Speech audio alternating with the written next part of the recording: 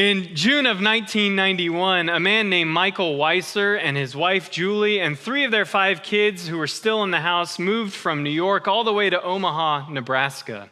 Michael Weiser was taking the job to be the cantor in the local synagogue in Omaha. And as they were unpacking their boxes and settling in, Michael received a phone call where an anonymous but insidious voice was on the other line. "You're going to regret you ever moved here, Jew boy," the anonymous voice said, and then hung up.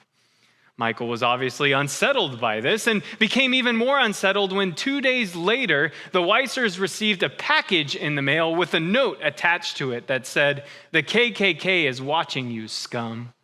And inside the package were all kinds of literature and pamphlets about how the Holocaust was a made-up lie, about how the Jews were responsible for all of America's problems. Now the Weissers were really on their guard. They called the local police. They asked the police to tap their phone to listen in on their conversations. And the police had a hunch that the person behind the letters, the packages, the phone call was a man named Larry Trapp. Larry Trapp was a disabled man. He didn't have his legs from complications with diabetes. But the police warned the Weissers that Trapp was dangerous, and he would make good on his threats if they weren't careful. Well, Michael Weiser did a little digging into the man called Larry Trapp, found out that Larry Trapp was the Grand Dragon of the Nebraska chapter of the White Knights of the Ku Klux Klan. And Larry Trapp had just started a show on the local television channel where he would broadcast his ideas about white supremacy and his hatred of other races. And so Weiser developed a plan. Every Thursday at 3 p.m., Weiser began to call into the show and leave messages for Larry Trapp, the host, the Grand Dragon of the KKK. And Weiser would say things like, "You know, Larry, there's a lot of love out there in the world. You're not getting any of it. Wouldn't you like some of that love, Larry?" Another phone call sounded like this. "You know, Larry, someday you're going to have to be held accountable for the things you say and the actions you've taken against people. One day you're going to stand before God, Larry. You better change your ways." Thursday after Thursday, Michael Weiser would call at 3 p.m., leaving messages, voicemails, trying to convince and cajole Larry to be a different person, to take a new way, to become a new creation. Well, for months he did this, from August to November. Finally, one day, Larry Trapp answered the phone, and he said, "Stop calling me. You're harassing me." To which Michael Weiser replied with an interesting question. He said, "You know, me and my wife Julie, we're about to go to the grocery store. Could we pick you up any groceries while we're there?" Larry Trapp said, "No, I'm set. Now goodbye." Hung up. But the seed was planted. For Michael Weiser, the new cantor of the synagogue moved to Omaha, things were not as they appeared. He believed something else was going on there. Now, like I said at the beginning of the service, we've been for the past few weeks in this new sermon series called the Ologies, which is just a study of the big components of this Christian life we live together. What does it mean to be a person called Christian? And we've looked at things like theology itself. We've looked at something called bibliology, the study of these things called scriptures. We looked at Christology last week. Who is Jesus? What is he all about? Today, we're looking at something called Pneumatology. Pneumatology simply means stuff about the Holy Spirit. Pneuma is the Greek word for spirit or breath. And so when we say pneumatology, as theologians do, we're simply talking about the Holy Spirit. Now, you should be excited if you're here in the United Methodist Church because the Holy Spirit is a big deal to people called Methodists. 300 years ago, when the Methodist movement got going within the Church of England, John Wesley was known for his emphasis on the Holy Spirit. So if you want to learn about that, go back and read John Wesley. Don't listen to this sermon because I'll only begin to touch on this vast idea, this third person of the triune God. The Holy Spirit, when we conceive of what that could be, what I want to suggest to you today is that the Holy Spirit is merely the way we talk about God's living, active, empowering, gracious presence with us. It's the presence of God, which is living, right? It's doing things. It's active in our lives. It doesn't stay one way. It's gracious. It brings love, and it brings the good stuff that we need. And it's empowering. It fuels us to be different, to do something we couldn't do on our own. Now, John Wesley talked about how if God is present in your life, you cannot help but change.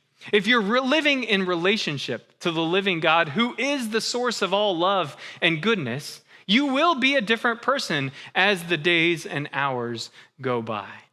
In fact, Wesley believed that the Holy Spirit should make you holy. What a thought. What a concept. Now, you have to remember 300 years ago when John Wesley was a minister in the Church of England, he was living in the rise of the Industrial Revolution in England. And not only were things developing, technologies being implemented and economies changing across the landscape of England, but also this came with some negative consequences. In Wesley's opinion, he witnessed a decline in morality and virtue. He felt like people were not being the people God called them to be. And so one of his big emphases in sermons and writings and conversations was talking about how the Holy Spirit is active, and we have a responsibility as people of God to be in relationship with that loving presence. And when we're responsive to it, when we're attentive to it, we will change. We are empowered to grow. We are empowered to recover that image of God that gets covered up and soiled by all the things that we do that we wish we didn't, or the things that we should have done that we never did. The Spirit gets us back to who God always intends us to become. And not only is the Spirit working in the lives of individuals, but it's working in the world, Wesley believed, that it was transforming this world, bringing peace where there is violence, bringing joy where there is sorrow, bringing life where there is death. So it's an individual and a communal experience. Now, we got all kinds of ideas about the Holy Spirit as Christians. We've been around for at least 2,000 years, so we've collected some interesting thoughts about it. And I'm sure if you've encountered with someone who's a little too excited about the Holy Spirit, you've come away a little concerned. Sometimes I wish we were a little more like those people in the United Methodist Church.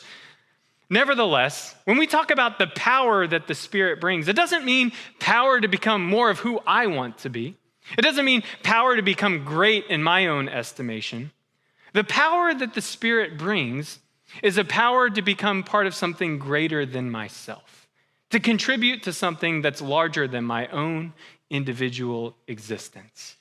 Now, we just read from the letter to the Galatians, and Paul talks about something called the fruit of the Spirit. I'm sure your ears perked up when he talked about the works of the flesh as well. It's interesting that he chose those two words, works of the flesh versus fruits of the Spirit. Works is something I can do by myself, right? And the way he talks about these works of the flesh is that they're self-serving. They're meant to benefit me and me alone. When I do these things, Paul warns that, yeah, I might feel good, but the consequences are not good for me, and they're certainly not good for the people I'm in relationship, most notably the church. By contrast, he lays out the fruit of the Spirit. And I know they sound like really nice ideas, but I want you to think about some of these things for just a second. Things like patience, things like generosity, things like self-control. These are nice ideas, standards which we hope to achieve. But if we take a second, we realize those are things that benefit other people, not so much me. When I have to be patient, when I have to control myself, when I have to be generous, it actually comes at a cost to me. It doesn't directly benefit or make me feel better about myself. And yet, Paul says this is the very thing that shows that the Spirit is working. You see, things are not always as they appear.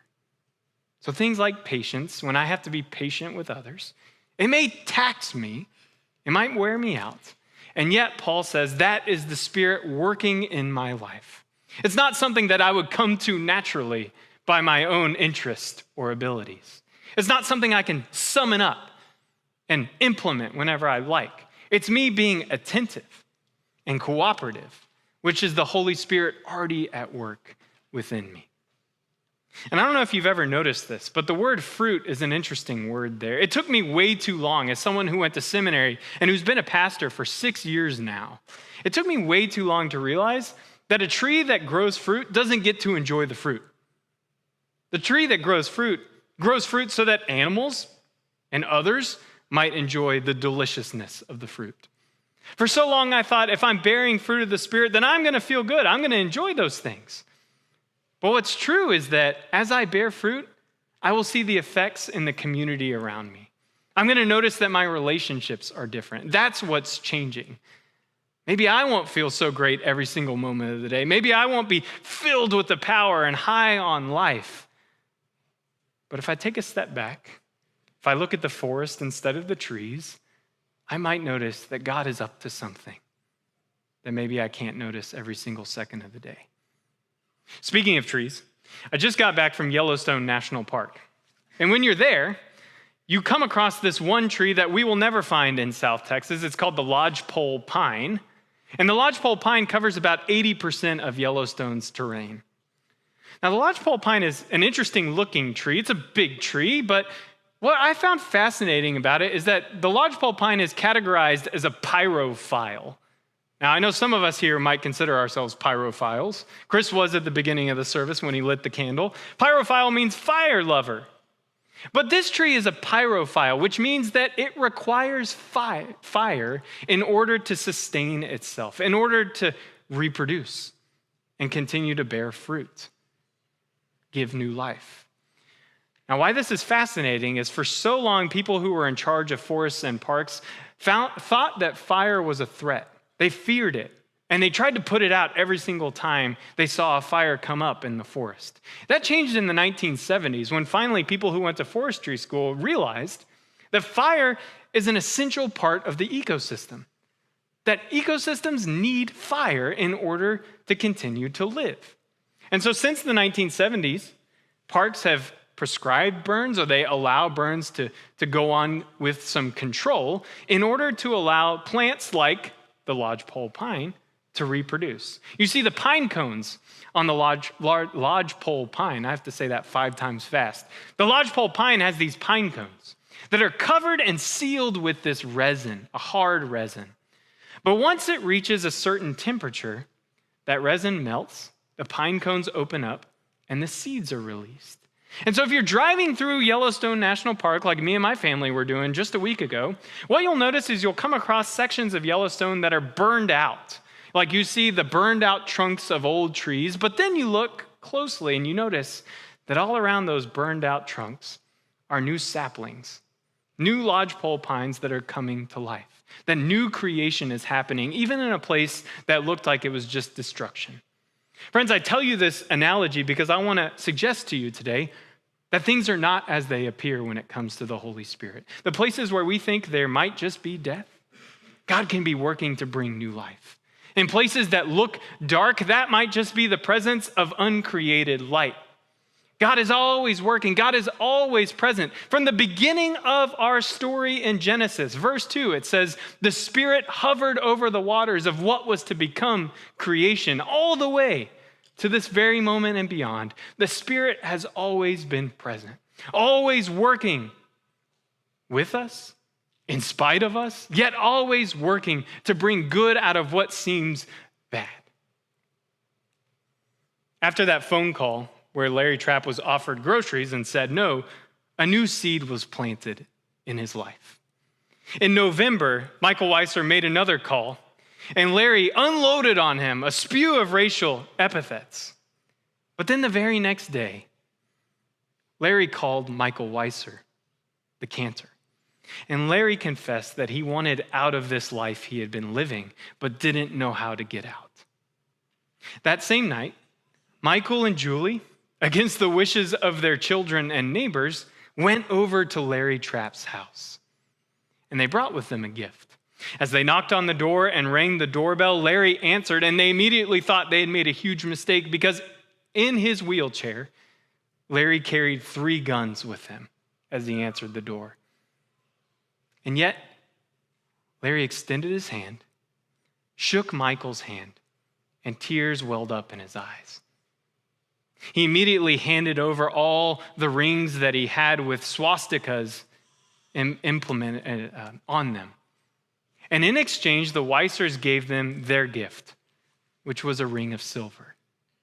They sat together in Larry's house and they ate.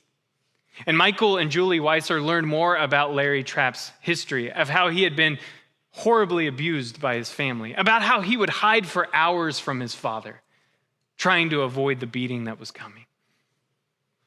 Not everything is as it appears to us. From that moment, Larry began to change. The very next day after he had dinner with the Weissers, Larry resigned from his position in the KKK.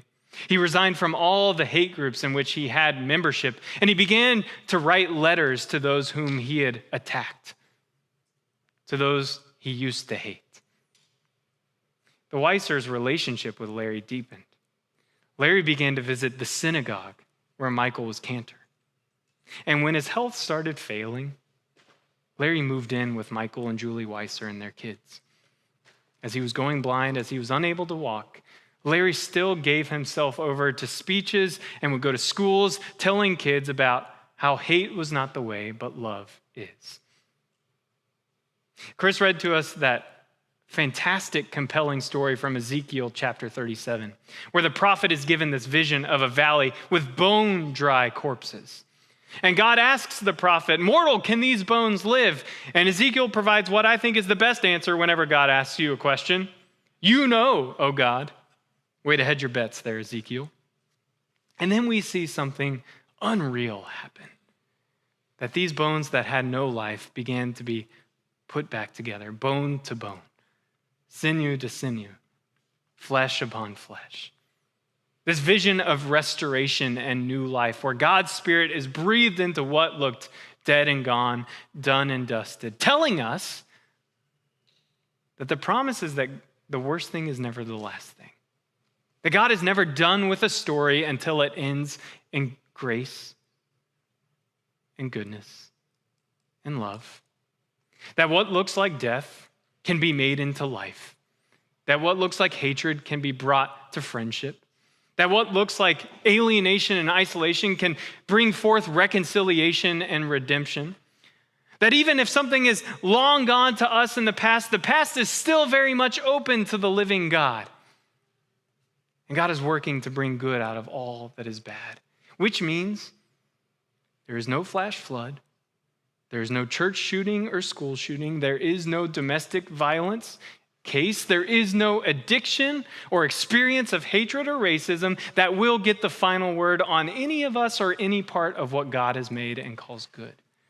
That only love and love eternal will get that word. And that is because the Spirit is moving and active. The Spirit promises to never let something end without a note of grace. Less than 1 year after Larry Trapp made that horrible phone call to the Weisser family, Larry Trapp converted to Judaism in Michael's synagogue. And then 3 months later, in September of 1992, Larry Trapp died. But when he died holding the hands of Michael and Julie Weisser. Friends, I don't have answers for why bad things happen. I don't have answers for why God allows some people to suffer. I don't have answers for why some people are allowed to flourish when they do the worst things. But what I do have are promises. Promises that in the end, God gets the final word. And what that means is it's a good word. It's good news for every single one of you, for every single one of us. That God will not allow the story to end until it ends in victory. And victory means grace and grace abundant.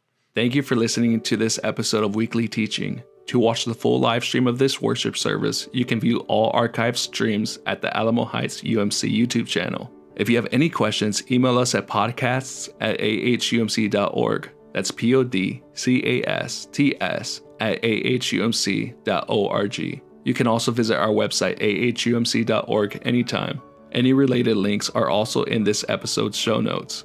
Again, thank you so much for being a listener. We truly appreciate your time.